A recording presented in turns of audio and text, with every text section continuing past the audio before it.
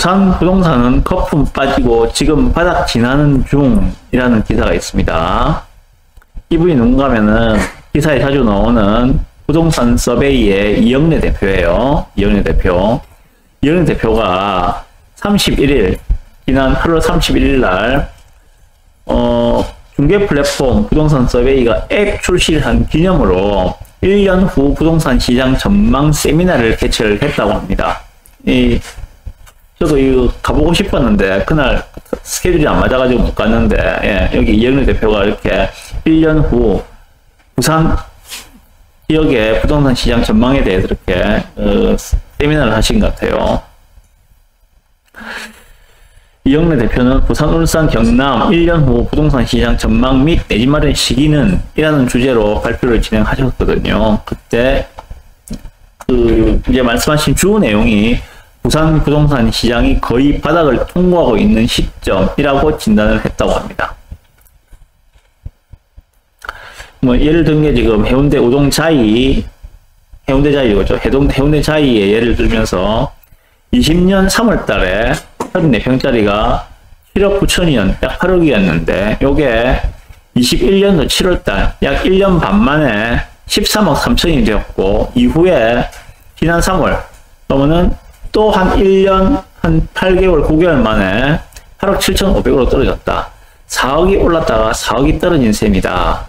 코로나19로 기준금리를 인하하며 급등했던 거품이 금리 인상으로 빠진 걸로 이해하면 된다라고 현재 상황을 진단했다고 합니다. 예. 그래서 앞으로는 어떻게 될 것인가? 이영래 대표의 앞으로의 향후의 전망은 금리와 함께 입주 물량을 보면 부산의 상황은 긍정적이다라는 답을 내놨다고 합니다. 금융위기 이후에 서울 집값은 금리의 영향을 그대로 받는 구조인데, 즉 금리가 오르면 집값이 떨어졌고 금리가 떨어지면 집값이 올랐다. 그러나 부산은 금리보다 더 큰 영향을 받는 게 입주 물량이다. 내년 이후 부산의 입주 물량은 크게 줄어든다. 그래서 지금은 집값이 내려가더라도 내년에는 다시 회복할 수 있는 근거가 된다라고 설명을 했다고 합니다. 그런데 부산 집값이 상승하기 위해서는 또 몇 가지 조건이 있는데, 첫 번째, 정부에서 시행 중인 특례 보금자료는 유지해야 된다. 정책적인 유용성이죠. 유용성 부분이 있어줘야 된다. 그리고 두 번째, 전세 급매물이 해소돼야 된다. 전세 급매물 해소는 입주 물량 부족 구간 들어가면은 자연스럽게 해소가 될 건데, 어쨌든 이렇게 지금 현재 부산은 바닥을 지나고 있다. 내년부터는 상황이 바뀔 거니까 좀 기다려 보시라. 이런 이야기를 하고 있으십니다. 네. 여기에 대해서 또 제 코멘트를 좀 따라보겠습니다. 자, 먼저, 금리라는 것들은 전국 공통적인 현상이죠. 그죠? 부산만 금리를 싸게 하고, 높이고, 서울만 금리를 싸면 안 낮추고, 그런 경우는 없겠죠. 그죠? 전국 공통으로 적용됩니다.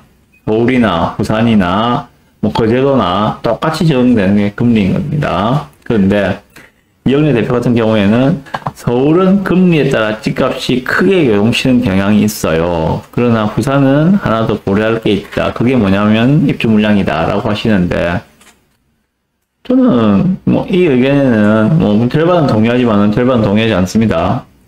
왜냐하면 부산 같은 경우에 예를 들자면은 사구에 이름 모를 나홀로 단지 한 100세대 정도 되는 나홀로 단지, 그리고 해운대구에 예를 들면 해운대 자이 얘하고 이제 비교를 해봤을 때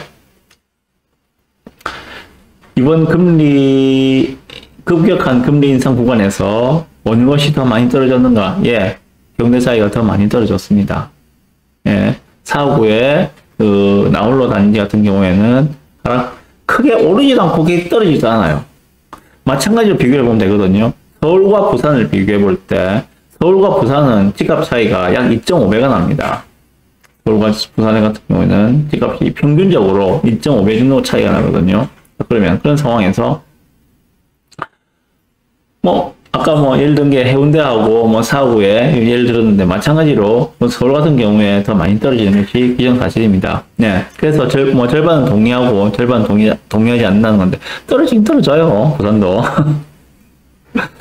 근데 입주 물량에 더 크게 영향을 받는다. 그건 서울도 마찬가지입니다. 입주 물량에 더 크게 영향을 받는 거는 급격한 금리 인상이 마무리되는 시점에서는 다시 수급의 논리로 돌아갈 수밖에 없거든요. 수요와 공급에 의해서 가격이 결정될 수밖에 없기 때문에 그것은 뭐 굳이 부산이 더 크게 영향을 받는 것이 아니라 서울도 또한 영향을 받을 수밖에 없다라고 생각합니다. 어쨌든 저와 공통된 의견은 그런 거예요. 여기서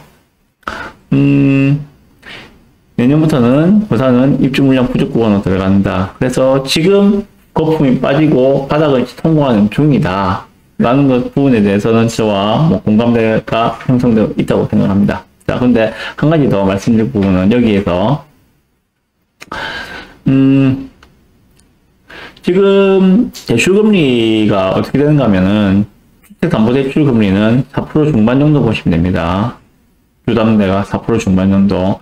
근데 전세자금 대출금리는 좀 더 싸더라고요. 지금 거의 4%나 4% 극초반으로 보시면 됩니다. 예.